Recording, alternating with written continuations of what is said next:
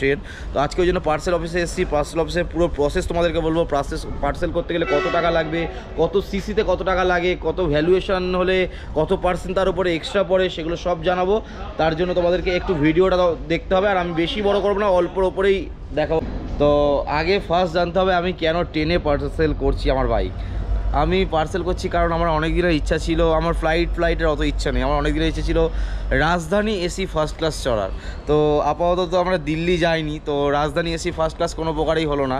তো সবাই মিলে ঠিক করেছিলাম যে তো সরাইঘাট একমাত্র ট্রেন যেটা গুয়াহাটি থেকে ফার্স্ট এসিতে হাওড়া বা শিয়ালদা, হাওড়া বন্ধ যায়, মানে কলকাতার উদ্দেশ্যে একমাত্র ট্রেন সরাইঘাট যেটা ফার্স্ট এসি যায়। তাই আমরা এই ফার্স্ট এসিতে টিকিট বুক করি আজ থেকে প্রায় 3 মাস মতো। তো এই দেখতে পাচ্ছ আমার বাইক স্টেশনের উপর দাঁড় করানো আছে, আর ডবল লেয়ার করে এবার গাড়ির ওপর দিয়ে দেওয়া হলো। ফর্ম ফিল আপের কাজও কমপ্লিট হয়ে গেছে, আর এদিকে প্যাকিংয়েরও কাজ মোটামুটি অলমোস্ট প্রায় কমপ্লিট হয়ে এসছে। দাদা এইগুলো মুড়ে দেবে, এইগুলো মুড়ে দেবে। Good morning from Guwahati station. আর এই সঞ্জয় আর ওখানে গৌরব বসে আছে। আছে বলছি আমার গাড়ি নতুন বলে প্রচুর টাকা নাকি নেবে। আমি হাতে পায়ে ধরলাম, দাদা এরকম করবেন না, মরে যাব। তো এই দেখতে পাচ্ছ আমার বাইক স্টেশনের উপর দাঁড় করানো আছে, আর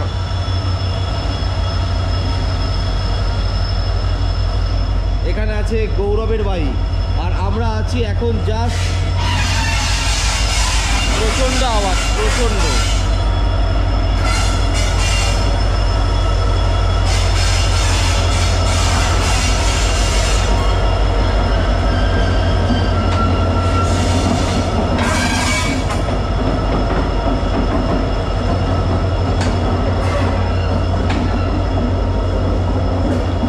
এটা গেল পার্সেল বগি, গেল দুটোই পার্সেল বগি, বাইক বা আরও কিছু যেগুলো পার্সেল হয় এখানে সেগুলো গেল। তো পার্সেল করতে গেলে কি কি দরকার না দরকার সেগুলো তো আগে বলবো। ফার্স্ট অফ অল তোমাকে তোমার নিজের নামে আরসি হতে হবে, আর তোমার নিজের আধার কার্ড বা ভোটার কার্ড চাই। कुछ बोलेगा क्या? ওকে ঠিক আছে। তো আগে ফার্স্ট জানতে হবে আমি কেন ট্রেনে পার্সেল করছি আমার বাইক। আমি পার্সেল করছি কারণ আমার অনেক দিনের ইচ্ছা ছিল, আমার ফ্লাইটের অত ইচ্ছা নেই, আমার অনেক দিনের ইচ্ছা ছিল রাজধানী এসি ফার্স্ট ক্লাস চড়ার। তো আপাতত আমরা দিল্লি যাইনি, তো রাজধানী এসি ফার্স্ট ক্লাস কোনো প্রকারই হলো না।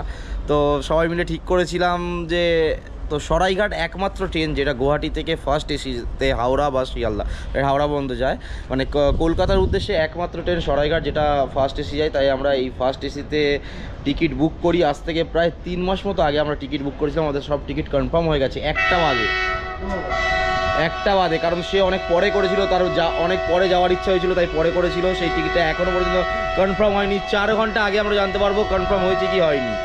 তো তার আগে বাইকটা আমাকে পার্সেলের জন্য অবশ্যই ব্যবস্থা করতে হবে। আমরা কালকেরে যাবো, বেরোবো আর কি 12টা 20-তে ট্রেন আমাদের, সকাল দুপুর 12টা 20-তে ট্রেন। তো আজকে ওই জন্য পার্সেল অফিসে এসেছি। পার্সেল অফিসে পুরো প্রসেস তোমাদেরকে বলবো। পার্সেল করতে গেলে কত টাকা লাগবে, কত সিসিতে কত টাকা লাগে, কত ভ্যালুয়েশন হলে কত পার্সেন্ট তার উপরে এক্সট্রা পড়ে, সেগুলো সব জানাবো। তার জন্য তোমাদেরকে একটু ভিডিওটা দেখতে হবে। আর আমি বেশি বড় করবো না, অল্পর ওপরেই দেখাবো ভিডিওটা। তার আগে এই যে ডকুমেন্টসগুলো এগুলো কিন্তু তোমরা 1 কপি করে জেরক্স করে আনবে। আর যদি কারো নতুন গাড়ি হয়, যেমন গৌরবের নতুন বাইক, ওর এখন আরসি আসেনি, সে তাহলে কী করবে? যার আরসি আসেনি সে যত ডকুমেন্টস শোরুম থেকে দিয়েছে সেগুলো সব কটার জেরক্স লাগবে, 1 কপি করেই লাগবে। আর নিজের ডকুমেন্টসেরও 1 কপি জেরক্স লাগবে। বোথ সাইডই করবে তোমরা, বোথ সাইডই লাগবে। স্যারের সাথে কথা বলেছি ভেতরে, আর গৌরব করে পার্সেল করে চেল্লাচ্ছে। যাই হোক, জেরক্সটা করতে যাব, আর তারপর প্রসেস সব তোমাদের জানিয়ে দিচ্ছি। এনি পার্সেলটা আর কি অ্যাকচুয়ালি করবেন আমাদের। আমি কোনো নাম্বার শেয়ার করছি না, কারণ নাম্বার শেয়ার করলে টাকা বেশি চলে যাবে। আর এই কথাটা আমি এত জোরে কেন বলতে পারছি, क्या बोला जाता है वो नारियल वाला, खजूर, पुआल वाला, ये सब हम लोग नहीं लाता है। अच्छा, आपको पास जो है सब अच्छा चीज़ है, जो भी है आपको दिखा। ওকে ঠিক আছে, চলিয়ে। তো আমাকে দেখাতে নিয়ে যাচ্ছে। হ্যাঁ, নাম্বার কেন দিলাম না, নাম্বার দিলেই বেশি টাকা চলে যাবে। তোমরা ডাইরেক্ট চলে আসবে পার্সেল অফিসে, এখানে স্যারেরা বসে আছেন, যেটা রেট হবে একদম বিল সমেত দেবেন। আর এনাদের কাছে এলে কি হয়ে যাবে, তখন জিনিসটা 2 ডবল 3 ডবল বেড়ে যাবে। ये वाला है, अगर बोलेंगे तो ये वाला मोटा वाला बोतल है, तो पूरा बॉडी में जाएगा। पूरा बॉडी दे देगा और आगे हेडलाइट दे देगा।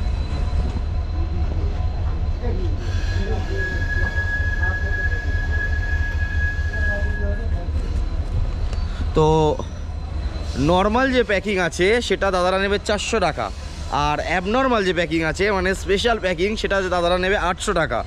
আর আমি দেখবো যে আমি কত টাকায় বার্গেন করে কমাতে পারি। আমার তো ইচ্ছা যেটা 500 মধ্যে করা, সেটা দেখা যাচ্ছে। যাই হোক, হ্যাঁ क्या वीडियो हो रहा है यूट्यूब में दिखाए ओ हमको सब मालूम है, ठीक है, मालूम है ना। वीडियो हो रहा है बढ़िया। হ্যাঁ, তো যাই হোক, জেরক্সটা করে একটু ভালো করে এপার ওপারভাবে নাড়াচাড়া করে জিনিসটা দেখি যে কি করা যেতে পারে না করা যেতে পারে। আর আরেকটা কথা, যাদের নিজের নামে আরসি নেই তাদের পার্সেলের কি প্রসেস আছে সেটাও আমি তোমাদের জেনে বলে দেবো। আর সেটার জন্য এক্সট্রা কিছু দিতে হবে কিনা সেটাও বলে দিচ্ছি। তার আগে একটু বার্গিং করে জিনিসটাকে কমাতে হবে আমাকে সব থেকে আগে। বাংলায় বলছি, বুঝতেও পারছে না, জোরে জোরে বলছি এই জন্য। হ্যাঁ, এটা একটা প্রচণ্ডই ঝামেলার ব্যাপার। গাড়ির মনে হয় পার্সেল চার্জ যতটা নেয় আর কি, খুব বেশি হলে গৌরবের বাইকটা 2000 টাকার নিচে হবে, আর আমার বাইকটা 2500 টাকার নিচেই হবে। আমি জেরক্স করাতে যাচ্ছি, এতক্ষণ ধরে কথা বললাম, প্রায় আধা ঘন্টা ধরে কথা বললাম। যেমন মানে বড় বড় ব্র্যান্ডেড শোরুমে ফিক্সড রেট, একদম এদের কাছেও ফিক্সড রেট। করাতে হলে করাও, না করাতে হলে না করো, কারণ করাতে হবেই। এটা ওরা খুব ভালো করে জানে যে আমার বাইক পার্সেল হবেই। বাইক আমার মানে কনফার্ম কথা হয়ে গেছে। তো বিশাল রব আর কি, আমার সাথে একটুখানি কথা কাটাকাটিও হয়ে গেছে। মানে ব্যবহারও তো খারাপ, সে কথা বাদ দাও, ও ব্যবহার ভালো, আমি হয়তো করতে পারিনি তাই আমার সাথে খারাপ ব্যবহার করেছে, সেটা নিয়ে আমি কোনো কথাই বলছি না। 800 তো 800, 1 পয়সা কম হবে না। এরপরে আমি এবারে যারা লোডিং আনলোডিং করবে তাদের কাছে জিজ্ঞাসা করতে গেলাম আপনাদের চার্জ কত। বললো ওটা এখন বলা যাবে না, ওটা আগে বুকটা কনফার্ম হোক, আগে তুমি মানে ওদের সব সেটিং থাকে না, আগে প্যাকেজিং সব করিয়ে নাও, তারপরে বলতে পারবো যে লোডিংয়ের চার্জ কত, এখন বলতে পারবে না। আচ্ছা, খুব ভালো ব্যাপার, কোনো ব্যাপার নয়, আমি করিয়ে নিচ্ছি।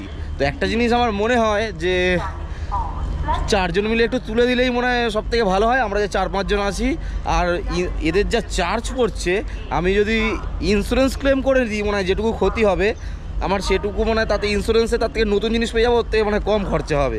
তাই পুরো প্রসেসটা দেখি না কি হয়, কত দূর যেতে পারে। জেরক্সের দোকান খুঁজতে খুঁজতে রোদের মধ্যে ঘেমে একটাই হয়ে যাবে, রোদের মধ্যে ঘেমে একদম অবস্থা খারাপ। জেরক্সের দোকানে পেলি, স্টেশন থেকে এসে আমাদের হোটেল টপকে চলে যেতে হলো, এখনো জেরক্সের দোকান পাওয়া যাচ্ছে না। নেই, কোথায় নেই কে বলেছে, যাচ্ছি দেখতে যাচ্ছি, দেখি আবার সেই একই জায়গায় চলে এলাম, মার্কেটে। জেরক্স করতে এসছি সরে জাগরব, সব জায়গাগুলো বিনা।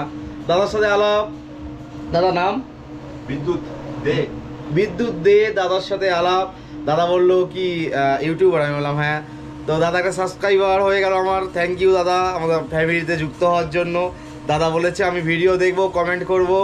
দাদা খুব ভালো, মানে ব্যবহার খুব ভালো। এসেই আমার জেরক্স করতে এলাম, আমাকে বলেছিল বোথ সাইড করতে। তো আমার আধার কার্ডটা এক সাইডেই সব অ্যাড্রেস আছে, সব আছে। দাদার রেজিস্টার মতো কিন্তু লস হলো।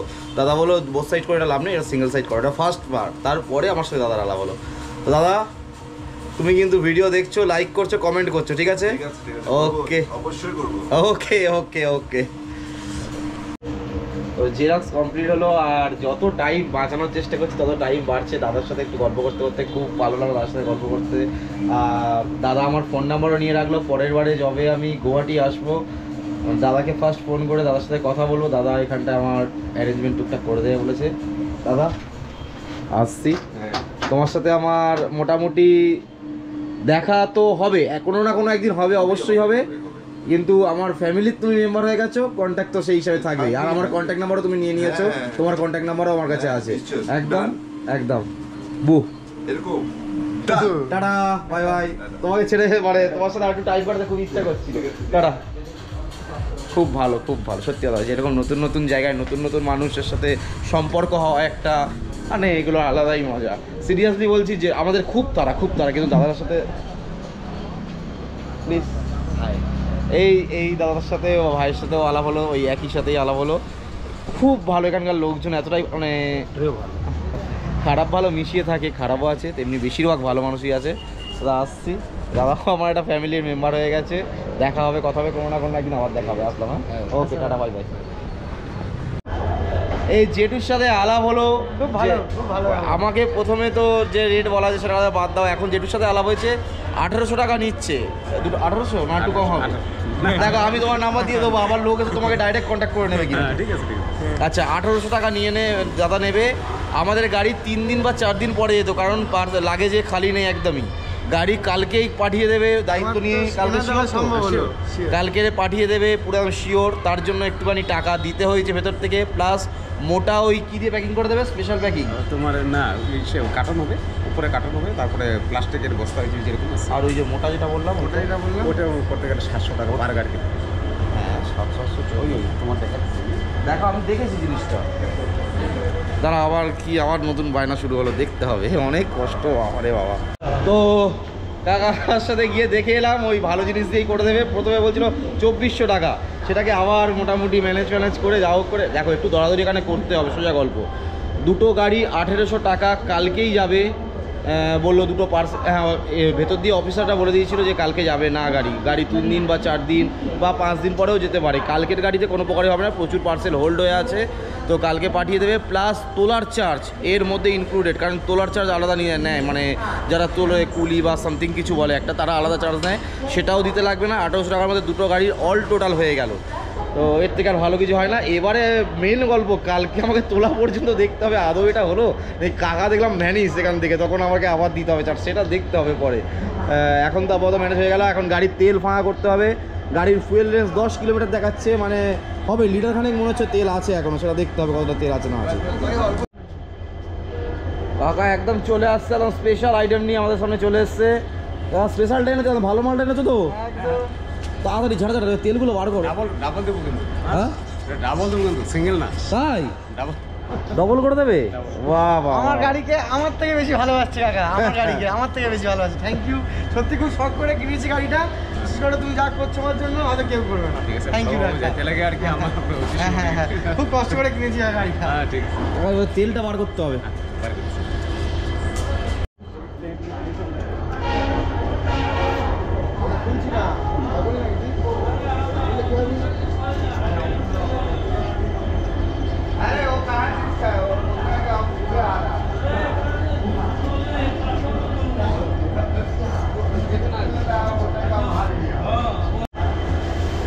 প্যাকিং স্টার্ট হচ্ছে আমাদের গাড়ি, এই যে।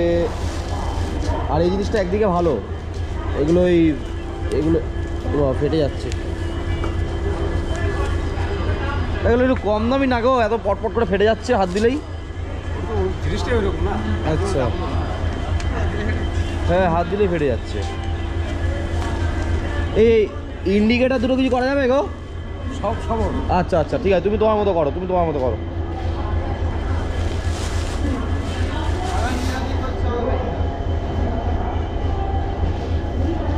খুব চাপে আছি যতক্ষণ ঠিকঠাক না প্যাকিং হচ্ছে। হ্যাঁ, বেশি ভালো ব্যবহার করলে আবার প্রবলেম হয়ে যায়। বেশি কাকা খুব ভালো ব্যবহার করছে আমাদের সাথে।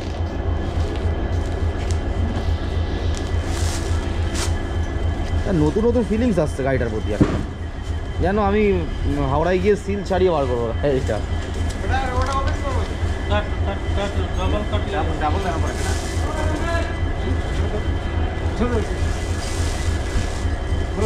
ডাবল করো, নয়া গাড়ি না, ডাবল করো। কত নেছো?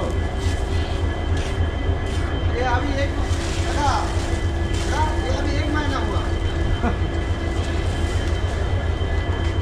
ওটার মাপ নিয়ে ডবল করছে।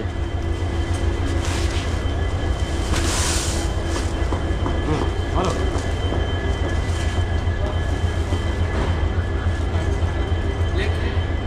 इसको पार करो, बराबर करना है। बराबर करो। দাও ওটা আমার হাতে দাও, ওটা সঞ্জয়। গোটা একটু ধর, ওগুলো ধর একটু।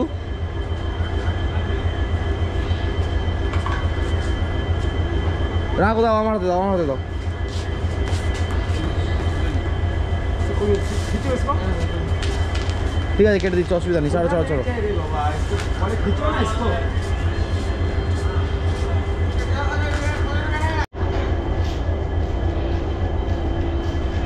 ডবল লেয়ার করে এবার গাড়ির ওপর দিয়ে দেওয়া হলো।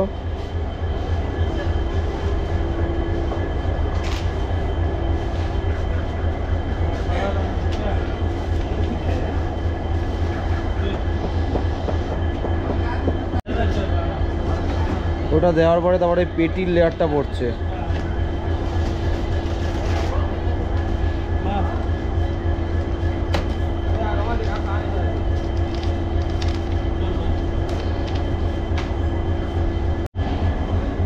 তো এই যে গাড়িতে যে বাবেল প্লাস্টিকটা সবার তলায় লাগানো হলো, তারপরে পেটি, তারপরে বসলে বস্তা দেওয়া হচ্ছে, scale হবে না, ওটাই কিন্তু আমার মনে হয় যেটা আগে যেটা দেখেছিলাম ওইটা একটু বেশি ভালো হতো, যদি ডাবল লেয়ার দেওয়া যেত। কিন্তু ওই কাকা মানে কোনো কথাই বলতে যাচ্ছে না, তারপর গাড়ি কবে যাবে কিছুই বলতে যাচ্ছে না। এই কাকা যেমন গাড়ি কালকেরই আমাকে পার্সেল করে দেবে, সরাইঘাটেই পার্সেল করে দেবে, মানে আমি যে টাইমে হাওড়ায় ঢুকবো সেই টাইমে গাড়িও হাওড়ায় ঢুকবে, একই ট্রেনেই যাবে। তো এটা ফেসিলিটিটাও পাচ্ছি, প্লাস যে যে চার্জটা তোলার যে চার্জটা, লোডিংয়ের যে চার্জটা, সেটাও ওই কাকার কাছে লাগবে না, ওনার কাছে ওটা লাগতো। তো এটাই মনে হয় বেটার হচ্ছে।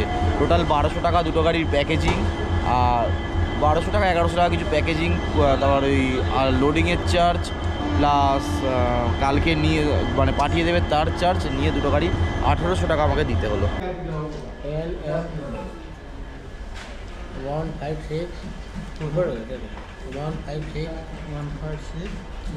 বসে বসে দুজন মিলে ফর্ম ফিল আপ করলাম, আর আমাদের ডকুমেন্টস সিগনেচার করলাম, এইসব ফর্ম ফিল আপ হলো। এবারে কি প্রসেস আছে, ওপারে যাবো, প্রসেসগুলো তারপরে বলছি। এখানে দাদারা থাকবে হেল্প করার জন্য, অসুবিধা নেই। এই আমার ডকুমেন্টস দিই। আমাদের ফিটিংসেরও কাজ, ওদিকে ফর্ম ফিল আপের কাজও কমপ্লিট হয়ে গেছে, আর এদিকে প্যাকিংয়েরও কাজ মোটামুটি অলমোস্ট প্রায় কমপ্লিট হয়ে এসছে। দাদা এইগুলো মুড়ে দেবে, এইগুলো মুড়ে দেবে। না না, তুমি এটা মুড়ে, এটা দেখো একটু কতটা মুড়ে দেওয়া যায়। মোটামুটি প্রায় হয়ে এসছে, বেশ শক্ত সামর্থ্যই হয়েছে, খুব একটা খারাপ হয়নি মনে হচ্ছে, যেটা ভালোই হার্ড হয়েছে। বাবেলগুলো দিয়েও কাজ হয়েছে, এইবার বোঝা যাচ্ছে, তখন অতটা বোঝা যাচ্ছিল না। বাবেলগুলো দিয়ে কাজ হয়েছে, মানে বাবেল প্লাস্টিক জানি না, আমি সঠিক নাম জানি না, মানে যেটা বলি নর্মালি সেটাই বলছি, বাবেল প্লাস্টিকগুলো দিয়ে কাজ ভালোই হয়েছে। আর সবথেকে মজার ঘটনা হলো, ফিল আপ করতে গিয়ে গাড়ির ভ্যালুয়েশন দিতে হয়। তুমি যেরকম গাড়ির ভ্যালুয়েশন দেবে সেই অনুযায়ী তার প্রতি একটা 1% চার্জ পড়বে। তো গৌরবের গাড়িটা আমি মানে আমি 49,000 টাকা ভ্যালুয়েশন দিয়েছি, বলছিল 49,000 টাকা দিলে সবথেকে কম পড়বে। আর এটা কেন দেওয়া হয়, গাড়ির যদি কোনো ক্ষতি হয়, মানে কোনো ক্ষতি নয়, গাড়ি যদি এখন ট্রেন যদি বড়োসড়ো অ্যাক্সিডেন্ট হয়, গাড়ি পুরো খুঁজে না পাওয়া যায়, তখন গভর্নমেন্ট থেকে মানে সরকার থেকে একটা ওই অনুযায়ী একটা ফাইন দেবে। তো ওই সব কিছু হবে না, সব কিছু ঠিকঠাকই হবে। আমার গাড়িটা আমি বলছি গৌরব তুই 3 লাখ টাকা ভ্যালুয়েশন দে, ঠিক আছে? ও ফর্মটা ফিল আপ করছিল, আমি 3 লাখ টাকা ভ্যালুয়েশন দে, কারণ যদি কোনো ক্ষতি হয় সরকার তো সেটা দেবে। ও এবার বলবো আমার নতুন গাড়ি, আমার কি হবে। চলে এসছে, বলতে বলতে চলে এসছে, 3 লাখ টাকা 4 লাখ টাকা কর, আমি বলছি আমার গাড়িটা বিক্রি করে দিচ্ছি। ওই সব বলে লাস্ট পর্যন্ত দুজনেরই 49,000 টাকা করে গেছি। ভ্যালুয়েশন যত কম দেবে তত প্যাকিং চার্জ না, নিয়ে যাওয়ার চার্জটা তত কম পড়বে। কত টাকা পড়বে এখনও পর্যন্ত জানতে পারিনি, বিল হচ্ছে আমাদের, বিল হলে তারপরে জানতে পারবো।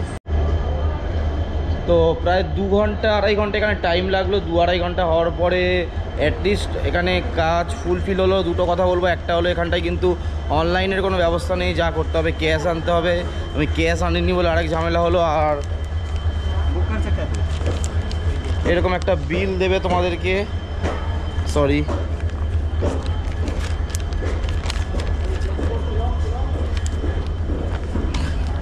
এরকম একটা বিল দেবে। আর গাড়ির মানে বিলটা দেখে গাড়ির ওপরে যে প্যাকিং থাকবে, প্যাকিংয়ের ওপরে কোন স্টেশন থেকে যাচ্ছে, কোন স্টেশনে যাবে, প্লাস কিছু নাম্বার আছে এখানে, নাম্বারগুলো দিয়ে দেবে। আর প্যাকিং চার্জ তোমাকে এখনই দিয়ে দিতে হবে। আর আমার গাড়ির জন্য পড়লো 2083 টাকা, আর গৌরবের 250 সিসির গাড়ি, তাই জন্য পড়লো 1700 সামথিং কত একটা টাকা। তাও আর একটা কথা বলবো যে গাড়ির ভ্যালুয়েশন যেরকম দেবে তার উপরে চার্জ বাড়বে বা কমবে। আর যদি তোমাদের নিজের নামে গাড়ি না থাকে, তাহলে যার নামে গাড়ি, সে বাবার নামে হোক নিজের দাদার নামে হোক, যার নামে গাড়ি থাকবে তার অথরাইজেশন লেটার লাগবে, প্লাস তার আইডি লাগবে, তোমার নিজের আইডি লাগবে, তারপরে পার্সেল করতে পারবে। আর ট্রেনের টিকিট থাকাটা জরুরি একদমই নয় যে টিকিট থাকতেই হবে। স্যার যেটা বললেন যে লাগেজ পার্সেল করতে গেলে তখন টিকিট থাকাটা জরুরি, কিন্তু কোনো মানে গাড়ি বা এরকম পার্সেল কিছু পার্সেল করতে গেলে তখন টিকিট থাকতেই হবে, এরকম কোনো ব্যাপার নেই। টিকিট না থাকে, আমাদের টিকিট দেখিও নি বা টিকিটের কথা বলেও নি। আমি টিকিটের কথা জিজ্ঞাসা করতে তখন বললো যে লাগেজ যদি তুমি পার্সেল করো তখন টিকিট থাকাটা তোমার জরুরি। এইবার তোমাদেরকে আমি কালকে যতক্ষণ না ট্রেনে উঠছি পুরোপুরি বলতে পারবো না যে প্রসেসটা কতটা ঠিক হলো বা কতটা ভুল হলো, বা তোলার সময় কোনো চার্জ নিচ্ছে কিনা, ঠিকঠাক তুলতে পেলাম কিনা আমি গাড়িটা, সেটা আমি তোমাদেরকে কালকে জানতে পারবো সেটা দুপুর 12:20 আগে। পরের দিন সকালে আমরা আপাতত স্টেশনে এসেছি। এখন ঘড়িতে টাইম হয়েছে সকাল 11টা, আর আমাদের ট্রেনের টাইম দুপুর 12:20 আর মোটামুটি আমি রেডি। আমাদের লাগেজ ফাগেজ যদি বাকি আনা হয়নি, আমাদের গাড়িগুলো আমি দেখতে এসেছি, সেই জায়গাতেই চলে এসেছি। গাড়িগুলো আমি দেখতেছি গাড়িগুলো কোথায় আছে। গাড়িগুলো সম্ভবত 1 নম্বরেই চলে গেছে। 1 নম্বর অ্যাকচুয়ালি আমাদের ট্রেন। আচ্ছা, পার্সেল অফিসে আমাদের গাড়ি নেই এখানে আর। চলে এসো। 1 নম্বরে মনে হচ্ছে আমাদের গাড়ি চলে গেছে। 1 নম্বরে কিছু দেখে নিই। আর সবাইকে একটাই কথা বলবো, সবাই একটু আগে থেকে চেষ্টা করবে, মানে আগের দিন করে না, আর দিনের দিন একদমই করবে না, কারণ টাইম লাগে অনেকক্ষণই।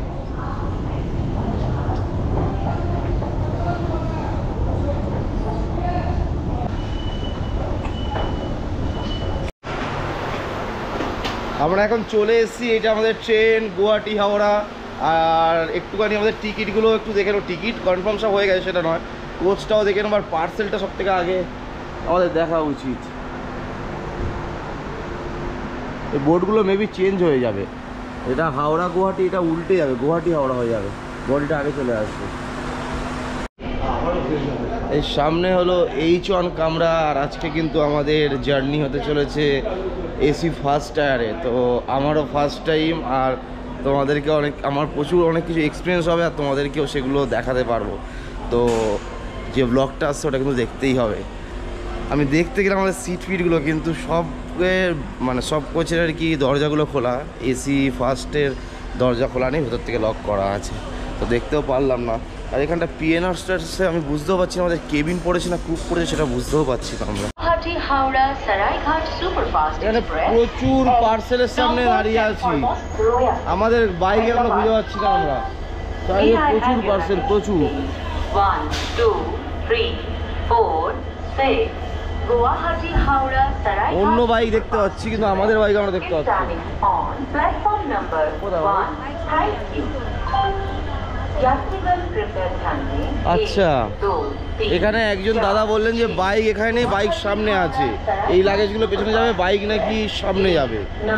প্রচুর হেঁটে হেঁটে একটা এক্সপ্রেসটি হেঁটে হেঁটে আসা, মানে কতটা হেঁটে আসা বুঝতে পারছো। এখন বলতে এই সামনের দিকে যাবে, দেখতে হবে আমাকে কোথায় যায় না যায়। মানে একবার ওপারে যাচ্ছি, ওপার থেকে বলছি এপারে আছে, এপারে আসলাম, এপার থেকে বলছি ওপারে আছে। লাস্টে তোমার একদম যে বগিটা লাস্টের দিকে থাকবে একদম সেদিকে চলে আসবে, বাইক এদিকে যায়। আর প্রথমের দিকে যে কাউন্টারটা, মানে পার্সেল যে বগিটা থাকে, সেটাতে প্রাইভেট জিনিস আছে, যেমন অ্যামাজনের ধরো, ফ্লিপকার্ট বা কোনো ওষুধপালা ওগুলো যায়। আর বড় লাগেজ যা 1 2 3 4 6 গুয়াহাটি হাওড়া সারাইঘাট। তো আওয়াজ আশা করি ঠিকঠাক পাচ্ছ, আমি অনেক জোরেই কথা বলছি। সেগুলোই আমাদের বাইক এই পার্সেল আছে, তোমরা একটু এসে কিন্তু খুঁজে নেবে। আর একদিকে ভালো হয়েছে, ওপরে একটা মানে গদি টাইপের কিছু রাখা আছে, যেগুলো খাটে দেওয়া হয়, গদি টাইপের রাখা হয়, তাহলে আমাদের বাইকটা আরও বেশিভাবে সেফটি হয়ে গেল। তো তোমাদেরকে একটা কথা বলতে চাই, তোমরা কিন্তু ট্রেন ছাড়ার 1 ঘন্টা আগে আসবে। 1 ঘন্টা আগে এসে বাইক ঠিকঠাক দেখে নেবে। এরা কিন্তু মানে ট্রেন ছাড়বে তখনও বাইক তোলে না, এদেরকে এসে না একটু চাপ দিলে। তো এই জিনিসটা অবশ্যই করো তোমরা। আর একটু পরেই তোমাদের সাথে দেখা হচ্ছে নতুন একটা ব্লগে, নতুন একটা এপিসোডে, যেটা আমার ফার্স্ট এসিতে জার্নি হতে চলেছে। সেই ব্লগটা অবশ্যই দেখো, অনেক কিছু ইনফরমেশন দেবো তোমাদেরকে। আর এই ভিডিওটা যদি ভালো লেগে থাকে তাহলে একটা অবশ্যই লাইক করো আর সাবস্ক্রাইব করে পাশে থেকো। আশা করি পুরো প্রসেসটা তোমাদেরকে বোঝাতে পারলাম। যদি কোনো এতে প্রবলেম থেকে থাকে বা যদি কিছু জিজ্ঞাসা থেকে থাকে তাহলে অবশ্যই আমাকে কমেন্ট করতে পারো, আমি বলে দেবো। তো দেখা হচ্ছে নেক্সট এপিসোডে, এখন বাই। তো এই হলো 17 নম্বর প্ল্যাটফর্ম, আর 17 নম্বর প্ল্যাটফর্মের একদম পাশেই আছি। আর এখন ঘড়িতে টাইম হয়েছে 6:52। আর আমাদের সরাইঘাট এক্সপ্রেস ঢোকার টাইম ছিল সকাল 5:30টায়, কিন্তু আমাদের সরাইঘাট এক্সপ্রেস 5:18 ঢুকিয়ে দিয়েছে, মানে 12 মিনিট অ্যাডভান্স ঢুকিয়ে দিয়েছে। আর সরাইঘাট এক্সপ্রেসের পার্সেল কাউন্টার একদম 17 নম্বরের পাশে, সব কিছুর কিন্তু এই একদম এই ভেতরে গোডাউন আছে। আর আমাদের বাইকও আমরা দেখতে পেয়ে গেছি, বাইক ভেতরেই রাখা আছে। তো আধার কার্ডের আবার জেরক্স চাচ্ছে, এখন জেরক্স করা হয়নি, দেখি কোনো প্রকারে ম্যানেজ করা যায় কিনা। প্রচুর অনেকটা হেঁটে এসেছি, আর সারা রাত এই ট্রেন জার্নি করে একটা তো একটু কষ্ট আছেই। তো দেখি কি প্রসেস না প্রসেস গাড়িটা বার করতে গেলে আর কি করতে হয় সেগুলো দেখি আর তোমাদেরকেও জানাই। আর একটা কথা, আমার যে ফার্স্ট এসি জার্নি যেটা ছিল সেটা কোনো প্রকারে আমার ভিডিও পুরোটা করা হয়নি, ওটা তোমাদের সাথে শেয়ার করতে পারছি না, খুবই খারাপ লাগছে।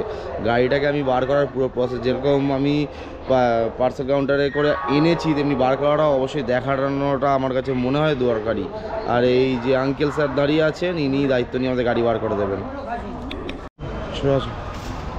তো যারা এই আসবে আমাদের মতো ভুলটা করো না, একটা এক্সট্রা আধার কার্ডের জেরক্স করিয়ে রেখো। আর পারলে যে ওখান থেকে আমি যে ডকুমেন্টসগুলো নিয়ে গাড়িটা আনতে এসেছি সেটা হলো আমার আধার কার্ডের জেরক্স, গাড়ির জেরক্স বলছি সরি, অরিজিনাল আধার কার্ড, ওখান থেকে যে রিসিপ্টটা দিয়েছিল ওটা তো মাস্ট, ওটা তো লাগবেই, ওটার অরিজিনাল এনেছি। আর স্মার্ট কার্ড অরিজিনাল কপি এনেছি। তো এখন আপাতত বললো আমাকে আধার কার্ডের জেরক্সটা লাগবে। তোমরা যখন নিতে আসবে তোমরা পারলে স্মার্ট কার্ডেরও জেরক্স করে নিয়ে এসো, কারণ নাহলে আমাদের মতো ভুগতে হবে। ফের এই সকালবেলা অনেকটা হেঁটে হেঁটে আবার যেতে হচ্ছে। আপাতত জেরক্সের দোকানে যাব, আধার কার্ডের জেরক্স করবো, আরসিরও জেরক্স করবো। আবার হুট করে কোন অফিসার আসবে, কে কী বলবে, করেই রাখি না একটা জেরক্সের তো ব্যাপার। তো জেরক্স করে আনলাম, তাও অতীব কষ্টে।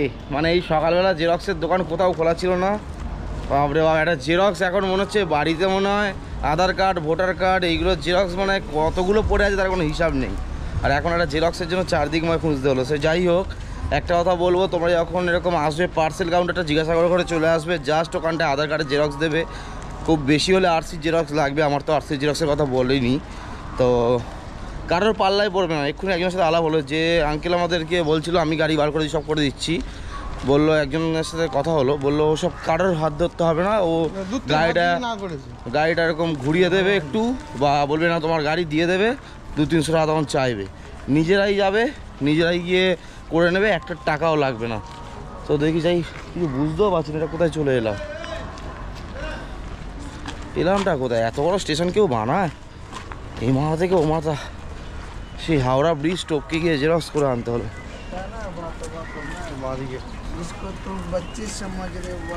হ্যাঁ ওই তো